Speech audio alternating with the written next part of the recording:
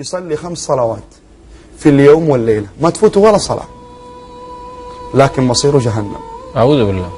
تخيل معايا يا شيخ علي، يصلي 5 صلوات في اليوم والليلة ومصيره النار. مو كلامي، كلام الله سبحانه وتعالى. من هو اللي يصلي ال5 صلوات لكن تهاون بأمر واحد، إنه هذه الصلوات ال5 ما يصليها في وقتها. صلاة الفجر وهو رايح للدوام، هو رايح للمدرسة، هو رايح للجامعة.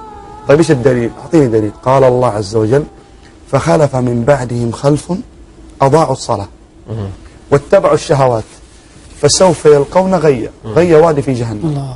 يقول ابن مسعود رضي الله عنه وأرضاه: أضاعوا الصلاة والله ما تركوها ولكن أخروها عن وقتها. الله.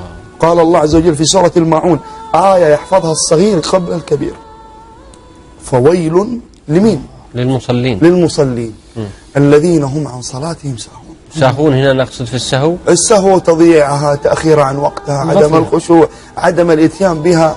السهو معناها معانيها كثيرة جدا، لكن تأخير الصلاة عن وقتها جرم كبير وكبيرة من كبائر الذنوب، مهدد صاحبه بالنار إن لم يتب ويرجع إلى الله سبحانه وتعالى.